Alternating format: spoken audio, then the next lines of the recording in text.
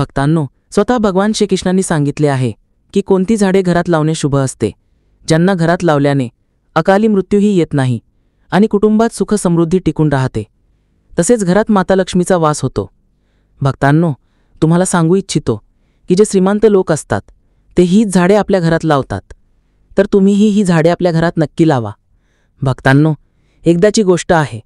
एकदा देवी रुक्मिणी भगवान श्रीकृष्णांना विचारतात, हे प्रभू, कृपया तुम्ही मला हे सांगा की मनुष्याने कोणकोणत्या वृक्षांचे रोपण करावे, कोणती झाडे घरासमोर लावावीत ज्यामुळे दारिद्र्य दूर होईल आणि शत्रू, रोग, भय, भूत, पिशाच्च इत्यादी संकटांपासून वाचण्यासाठी कोणती झाडे घरासमोर लावावीत। भगवान श्रीकृष्ण हसून म्हणतात, हे देवी रुक्मिणी, तू आज समस्त मानवजातीच्या कल्याणाच्या उद्देशाने अत्यंत महत्त्वाचा प्रश्न विचारला आहेस। या जगात वृक्षांचे खूप मोठे योगदान आहे। वृक्ष नेहमीच पूजनीय आहेत, परंतु आज तू योग्यच प्रश्न विचारला आहेस की घरासमोर काही खास वृक्ष लावणे खूपच शुभ फळ देते। वृक्ष आणि झाडे घराची सुंदरता वाढवतात, त्याचबरोबर ते वातावरण शुद्ध ठेवतात। वृक्षांपासून सकारात्मक ऊर्जा संचारते, जी मनुष्याच्या जीवनासाठी अत्यंत आवश्यक आहे। वृक्ष नकारात्मकता कमी करून वातावरण अधिक सकारात्मक बनवण्याचे कार्य करतात। घरासमोर झाडे लावल्याने घरात सुख समृद्धी येते, त्याचबरोबर ही झाडे अनेक प्रकारचे वास्तुदोष नष्ट करतात। घराच्या अंगणात उभी असलेली झाडे देवांप्रमाणे घराचे रक्षण करतात। भक्तांनो, भगवान श्रीकृष्ण म्हणतात, हे देवी, घराशेजारी कोणती झाडे लावावीत आणि कोणती नाही याबद्दल सांगण्यापूर्वी मी तुला एक प्राचीन कथा सांगतो, ज्यामुळे तुला समजेल की वृक्षांची आणि झाडांची घराशेजारी लावणे किती शुभ असते आणि कोणती झाडे घराशेजारी लावल्याने दुःख आणि दारिद्र्य येते। हे देवी रुक्मिणी, तू ही कथा लक्षपूर्वक ऐक आणि जो मनुष्य या कथेचे स्मरण करतो त्याचे शेकडो पाप नष्ट होतात आणि त्याचे दारिद्र्य दूर होते। तेव्हा देवी रुक्मिणी म्हणतात, हे प्रभू, मी ही कथा नक्कीच लक्षपूर्वक पूर्ण ऐकेन, कृपया तुम्ही मला कथा सांगा। तेव्हा भगवान श्रीकृष्ण म्हणतात, हे देवी, पूर्वीची गोष्ट आहे। मध्य देशात एक अत्यंत सुंदर नगरी होती। त्या नगरात गोपाळ नावाचा एक वैश्य आपली पत्नी सुमित्रा हिच्यासोबत राहत होता। गोपाल भगवान विष्णूचा भक्त होता आणि तो नित्य भगवान विष्णूची पूजा अर्चा करत असे। गोपालची पत्नी सुमित्रा देखील घरकामात निपुण होती। घरात धनधान्याची कोणतीही कमतरता नव्हती। देवाच्या कृपेने त्याच्याकडे सर्व काही होते। अशा प्रकारे अनेक दिवस गेल्यानंतर गोपालची पत्नी, जिचे नाव सुमित्रा होते, तिने आपल्या अंगणात काही झाडे लावली आणि दररोज त्या झाडांना पाणी घालून त्यांची सेवा करू लागली। सुमित्राला वृक्षारोपणाचे ज्ञान नव्हते। तिला जी झाडे आवडली तीच झाडे तिने लावली। जी झाडे अशुभ असतात तीच झाडे तिने आपल्या घराच्या अंगणात लावली, ज्यामुळे त्या वैश्य गोपाळला व्यवसायात खूप नुकसान होऊ लागले। त्याच्या घरात रोज भांडणे होऊ लागली। पती पत्नीमध्ये वारंवार वादविवाद होऊ लागले। त्या दोघांच्या जीवनात अनेक अडचणी येऊ लागल्या आणि हळूहळू गोपाळचा सर्व व्यवसाय बुडाला आणि त्याचे सर्व धनही नष्ट झाले। आता गोपाळकडे धान्य खरेदी करण्यासाठीही पैसे नव्हते। ते उपाशीच राहू लागले, ज्यामुळे त्याची पत्नीही रागावून चिडू लागली। ती आपल्या पतीला काहीतरी काम करण्यास सांगत असे। मग गोपाळ काम मागण्यासाठी गावात फिरू लागला, पण त्याला कुठेही काम मिळत नव्हते। त्याने येऊन आपल्या पत्नीला सांगितले, हे भद्रे, मला कोणीही काम देत नाहीये, आता मी कुठे काम शोधायला जाऊ। दोघेही पूर्णपणे उदास झाले होते। दोघांकडे कोणताही उद्योग करण्यासाठी काहीही नव्हते। गोपाळने आपल्या पत्नीचे सर्व दागिनेही विकले आणि जे काही धन मिळाले त्याच पैशांनी पोट भरले। अशा प्रकारे अशुभ झाडे लावल्यामुळे दोघांच्याही जीवनात घोर दारिद्र्य आणि संकट येऊ लागले, परंतु ते दोघेही ही गोष्ट जाणत नव्हते। भगवान विष्णू आणि देवी लक्ष्मी वैकुंठ लोकातून आपल्या भक्तांची ही दुर्दशा पाहत होते। तेव्हा देवी लक्ष्मीने भगवान विष्णूंना सांगितले, हे प्रभू, काय तुम्ही आपल्या भक्तांची मदत करणार नाही? गोपाल तुमचा मोठा भक्त आहे, तो नित्य तुमची पूजा अर्चा करतो। तेव्हा भगवान विष्णू म्हणतात, हे देवी, मी नक्की गोपाळची मदत करीन, परंतु त्याआधी मला त्याची परीक्षा घ्यावी लागेल, म्हणून मी स्वतः त्याच्या घरी जाऊन त्याची परीक्षा घेतो। भगवान विष्णू साधूचा वेश धारण करतात आणि पृथ्वी लोकावर प्रगट होतात। साधूच्या रूपातील भगवान विष्णू गोपाळच्या दारावर जातात आणि याचना करू लागतात। तेव्हा दारावर आलेल्या साधूला पाहून गोपाळ त्यांना प्रणाम करतो आणि म्हणतो, हे साधू महाराज, या गरीबाच्या घरात तुमचे स्वागत आहे, मी तुम्हाला कशी मदत करू शकेन? साधूच्या रूपातील भगवान विष्णू म्हणू लागतात, हे महोदय, मी तीर्थयात्रेला निघालो आहे, विश्रांती घेण्यासाठी जागा शोधत। तुम्हाला काही त्रास नसेल तर मला तुमच्या घरात जागा द्या, मी अनेक दिवसांपासून उपाशी आहे, थोडे अन्न मिळाले तर खूप कृपा होईल। साधू महाराजांचे असे वचन ऐकून गोपाळ म्हणाला, हे साधू महात्मा, तुम्ही नक्कीच पुण्यात्मा दिसत आहात. तुमच्या मुखमंडलावर खूप तेज आहे. तुमची सेवा करण्याचे मला भाग्य मिळत आहे. तुमची सेवा करून मला खूप आनंद मिळेल. कृपया तुम्ही घरात चला. मग ते साधू महाराज गोपाळच्या घरात जातात आणि विश्रांती घेऊ लागतात. गोपाळ त्या साधू महाराजांची खूप सेवा करतो, पण त्याच्याकडे धान्याचा एक दाणाही नसतो. तेव्हा तो आपल्या पत्नीला म्हणतो, हे प्रिये, घरी जे साधू महात्मा आले आहेत ते खूप पुण्यवान दिसत आहेत. त्यांच्या जेवणासाठी आपण काहीतरी उपाय केला पाहिजे. मी गावात जाऊन कोणाकडून तरी थोडे पैसे मागून आणतो. इतके बोलून तो गोपाळ गावात एका शेठच्या घरी जातो आणि त्या शेठला थोडे पैसे देण्याची विनंती करतो. पण तो शेठ त्या गोपाळ वैश्याला पैसे देण्यास नकार देतो आणि म्हणतो, तुझ्याकडे तरी एक कवडीही नाही, तू माझे पैसे कसे परत करशील? तेव्हा गोपाळ म्हणतो, हे शेठ, कृपा करून तुम्ही मला थोडे पैसे द्या. मी लवकरच तुम्हाला परत करेन. जर मी पैसे परत करू शकलो नाही तर तुम्ही माझे घर घ्या. गोपाळचे बोलणे ऐकून शेठला त्याच्यावर थोडी दया येते आणि तो त्याला पैसे देताना म्हणतो, हे वैश्य, जर तू पैसे परत केले नाहीस तर तू स्वतःच मला तुझे घर सोपवून दे. तेव्हा तो वैश्य गोपाळ म्हणतो, हे शेठ, मी वचन देतो की जर मी पैसे परत केले नाही तर मी तुम्हाला माझे घर सोपवून देईन. गोपाळ त्या शेठकडून पैसे घेऊन बाजारातून दूध, तांदूळ, भाजी, पीठ, साखर इत्यादी खरेदी करतो आणि परत आपल्या घरी येतो. मग तो आपल्या पत्नीला म्हणतो, हे प्रिये, तू त्या साधू महात्म्यासाठी भोजन बनव. मग गोपाळची पत्नी सुमित्रा भोजन बनवते आणि त्या साधू महात्म्याला भोजन वाढवते. अशा प्रकारे गोपाळची भक्ती आणि निष्ठा पाहून ते साधू महाराज खूप प्रसन्न होतात. भोजन झाल्यावर ते जाताना गोपाळाला म्हणतात, हे वैश्य, मी तुझ्या भक्तीने आणि आदर सन्मानाने अत्यंत प्रसन्न आहे. तुझी जी काही इच्छा असेल मला सांग, मी ती नक्की पूर्ण करीन.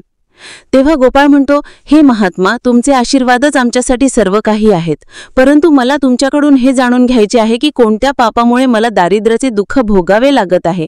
आम्ही तर भगवान विष्णूची भक्ती केली आहे. मग आमच्या जीवनात दारिद्र्य का आले आहे? याचे कारण काय आहे आणि हे दारिद्र्य दूर करण्यासाठी मला काय उपाय करावे लागतील? तेव्हा ते साधू महात्मा म्हणतात, हे वैश्य, मी जेव्हा तुझ्या दारावर आलो होतो तेव्हाच मला हे समजले होते की तुझ्या जीवनात घोर दारिद्र्य आणि संकट आली आहेत. कारण तुझ्या घरासमोर जी झाडे आहेत तीच तुझ्या दारिद्र्याचे कारण आहेत. म्हणूनच तू ही झाडे काढून त्यांच्या जागी शुभ रोपे लाव. तुझ्या पत्नीने तुझ्या घरासमोर जी झाडे लावली आहेत ती अशुभ झाडे आहेत. त्यांच्यामुळेच तुझी अशी दुर्दशा झाली आहे. तेव्हा गोपाळ म्हणतो, हे महात्मा, कृपया मला सांगा की घरासमोर कोणती झाडे लावली पाहिजेत ज्यामुळे घरात सुख समृद्धी येईल आणि कोणती झाडे लावू नयेत. कृपया तुम्ही मला सविस्तर समजावून सांगा. मी तुमच्या खूप आभारी राहीन. मग ते साधू महात्मा म्हणतात, हे वैश्य, ठीक आहे, आता मी तुला त्या शुभ वृक्षांबद्दल सांगतो जे घराच्या जवळ लावल्याने शुभफळे मिळतात. म्हणूनच तू लक्षपूर्वक ऐक. हे वैश्य, शिष्य गोपाळ, एखाद्या जलाशयाच्या जवळ पिंपळाचे झाड लाव. पिंपळाचे झाड लावल्याने जे फळ मिळते ते शेकडो यज्ञांच्या समान असते. जेव्हा पिंपळाची पाने त्या जलाशयात पडतात तेव्हा ती पिंडासारखी होऊन पितरांना तृप्त करतात. यामुळे सर्व प्रकारचे पितृदोष समाप्त होतात. जो मनुष्य नित्य स्नान करून पिंपळाला स्पर्श करतो तो सर्व पापांपासून मुक्त होतो आणि कधीही पराभूत होत नाही. पिंपळाला स्पर्श केल्याने लक्ष्मीची प्राप्ती होते आणि त्याची प्रदक्षिणा केल्याने आयुष्यात वाढ होते. पिंपळाच्या मुळाशी श्री विष्णू, खोडात शिवजी आणि अग्रभागी ब्रह्माजी स्थित असतात. अमावस्येच्या दिवशी पिंपळाला प्रणाम केल्याने जे फळ मिळते ते 1000 गायींच्या दाना इतके असते. या जगात पिंपळासारखे दुसरे कोणतेही झाड नाही. साक्षात श्रीहरी या वृक्षाच्या रूपात पृथ्वीवर विराजमान आहेत. पिंपळाच्या वृक्षाला इजा पोहोचवणे किंवा त्याची फांदी तोडणे महापाप मानले गेले आहे. असा मनुष्य नरकात राहतो आणि जो पिंपळाला मुळापासून कापतो त्याचे कधीही नरकातून उद्धार होत नाही. हे वैश्य, आता मी तुम्हाला दुसऱ्या वृक्षांबद्दल सांगतो. आवळाचे फळ सर्व लोकांमध्ये प्रसिद्ध आणि परम पवित्र मानले गेले आहे. आवळा लावल्याने स्त्री आणि पुरुष जन्ममृत्यूच्या बंधनातून मुक्त होतात. हे पवित्र फळ भगवान विष्णूंना अत्यंत प्रसन्न करणारे आणि शुभ मानले गेले आहे. हे खाल्ल्याने सर्व पापांपासून मुक्ती मिळते. आवळा खाल्ल्याने आयुष्य वाढते. त्याचे पाणी पिल्याने रोगांचा नाश होतो आणि आवळा पाण्यात मिसळून स्नान केल्याने दारिद्र्य दूर होते. तसेच सर्व प्रकारचे ऐश्वर्य प्राप्त होते. ज्या घरात आवळा नेहमी असतो त्या घरात कधीही भूत, प्रेत आणि राक्षस येत नाहीत. एकादशीच्या दिवशी आवळ्याची पूजा केल्याने जगातील सर्व तीर्थांपेक्षा अधिक फळ प्राप्त होते. ज्या व्यक्तीच्या घरासमोर आवळ्याचे झाड असते तिथे साक्षात लक्ष्मीनारायण निवास करतात. तिसरा आहे अशोक वृक्ष. अशोक वृक्षात अप्सरांचा निवास असतो. हे वृक्ष शोकाचा नाश करणारे तसेच निराशा समाप्त करणारे असते.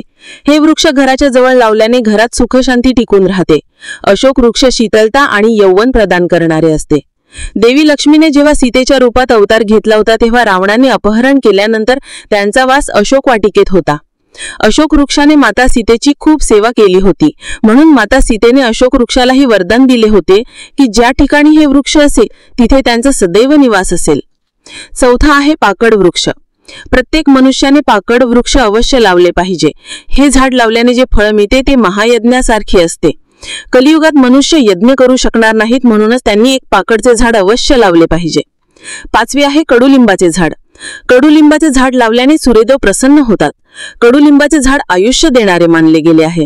ते घराच्या जवळ लावल्याने अनेक प्रकारच्या रोगांपासून मुक्ती मिळते आणि देवी लक्ष्मीला कडुलिंबाची पाने खूप प्रिय आहेत, म्हणूनच त्या कडुलिंबाच्या झाडाजवळ निवास करतात.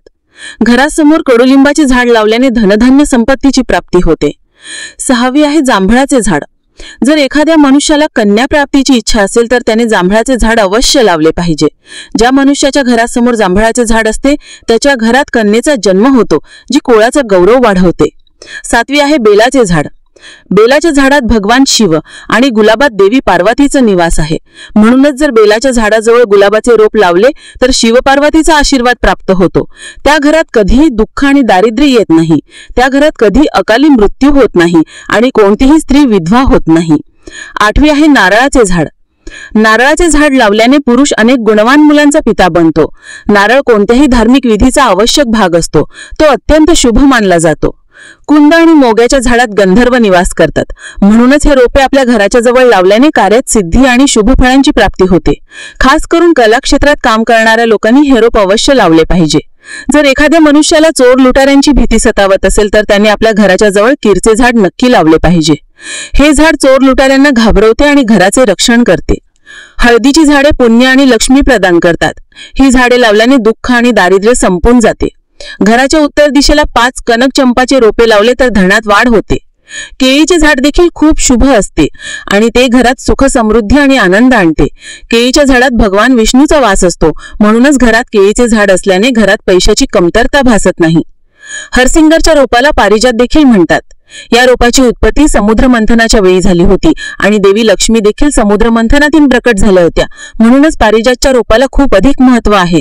जर हे रोप आपल्या घरात लावले तर तुम्हाला देवी लक्ष्मीची विशेष कृपा प्राप्त होईल. घराच्या अंगणात नारळाचे झाड असल्यामुळे त्या घरात नेहमी शुभता टिकून राहते आणि त्या घरातील सदस्यांना समाजात खूप मानसन्मान मिळतो. सुंदर पत्नीची इच्छा असलेल्या मनुष्याने डाळिंबाचे झाड लावावे. जो मनुष्य सुंदर, सुशील आणि सौभाग्यशाली पत्नीची इच्छा करतो त्याने आपल्या घराच्या अंगणात किंवा जवळ डाळिंबाचे झाड अवश्य लावावे. डाळिंबाचे झाड केवळ आरोग्यवर्धक फळेच देत नाही तर ते शुभता आणि सौंदर्याचे प्रतीक मानले गेले आहे. डाळिंबाच्या फळाचे सेवन केल्याने शरीर निरोगी आणि कांतिमय होते. पळसाचे झाड ब्रह्मतेज प्रदान करते, म्हणूनच ते अवश्य लावावे. पळसाला धर्माचे झाड म्हटले जाते. याला भगवान ब्रह्म आणि अग्नीचे प्रतीक मानले गेले आहे. याची लाल फुले ऊर्जा, शक्ती आणि उत्साहाचे प्रतीक आहेत. पळसाची लाकूड आणि पाने यज्ञ आणि पूजेमध्ये वापरली जातात. यापासून बनवलेली संविधा अग्नी प्रज्वलित करते आणि वातावरण पवित्र करते. वंशवृद्धी आणि संतान प्राप्तीची इच्छा असलेल्या मनुष्याने अशोकाचे झाड अवश्य लावावे. जर मनुष्य एखाद्या आजाराने ग्रस्त असेल तर त्याने शेवग्याचे झाड लावावे. शेवग्याचे झाड लावल्याने मोठे मोठे रोग नष्ट होतात. हे झाड आरोग्य प्रदान करणारे असते. आता मी तुम्हाला सांगतो की कोणती झाडे घरासमोर लावू नयेत. पहिले आहे वाळवंटी वनस्पती. वाळवंटी वनस्पतींचे काटे त्यांच्या आसपास नकारात्मक ऊर्जा संचारित करतात. ही झाडे घरात मानसिक ताण, भांडण आणि अशांतीचे कारण बनू शकतात. घराच्या आत काटेरी झाडे लावल्याने वास्तुदोष निर्माण होतो. यामुळे घरातील सदस्यांना आर्थिक अडचणी, आरोग्य समस्या आणि कौटुंबिक कलह यांचा सामना करावा लागू शकतो. मनुष्याने कधीही ताडाचे झाड लावू नये. ताडाचे झाड संततीचा नाश करणारे असते. ज्या घराच्या जवळ ताडाचे झाड असते त्या घरातील मुलांची कधीही प्रगती होत नाही. माणसांनी आपल्या घराच्या जवळ भेडीचे झाड कधीही लावू नये. या झाडावर भूतांचा वास असतो. जो माणूस भेडीचे झाड लावतो तो भूत बनतो. या झाडाखाली कधीही बसून पूजापाठ करू नये. घरात कधीही अशी झाडे लावू नयेत ज्यांना कापल्यावर किंवा तोडल्यावर दूध निघते. घरासमोर कधीही बाभळीचे झाड लावू नये. हे लावल्याने संकट येते. घरासमोर बोरीचेही झाड लावू नये. हे लावल्याने नकारात्मकता वाढते, धनाचे नुकसान होते आणि संकटे येतात. घराच्या अगदी जवळ आंब्याचे झाडही लावू नये. हे झाड याची सावली घरावर पडणे अशुभ फळ देते, म्हणून हे झाड घरापासून दूर लावावे. कोणत्याही माणसाने आपल्या घरासमोर पपईचे झाड लावू नये. हे झाड लावल्याने धनाचे नुकसान होते आणि दारिद्र्य येते. जर पिंपळाचे झाड घराच्या पूर्व दिशेला असेल तर घरात गरिबी येऊ शकते. वडाचे झाड घराच्या पश्चिम दिशेला असेल तर घरात शोकाचे वातावरण राहते. दक्षिण दिशेला तुळशीचे रोप असेल तर बालकाला त्रास सहन करावा लागतो. कोणत्याही मृत झाडाची सावली घरावर पडते तर ते मृत्यूचे सूचन असते. मृत झाड लगेच उपटून टाकावे. वाळवंटी वनस्पती कठोर आणि कोरड्या वातावरणात वाढतात. या वनस्पतींना काटे आणि जाडसर खोड असतात, जे ओलावा आणि पाणी साठवण्यासाठी अनुकूल असतात, परंतु त्यांची प्रकृती घरामध्ये किंवा अंगणात शुभ मानली जात नाही. साधू महाराज त्या गोपाळ वैश्याला म्हणतात, हे वैश्य गोपाळ, मी तुला या सर्व शुभ आणि अशुभ वृक्षांबद्दल सांगितले आहे,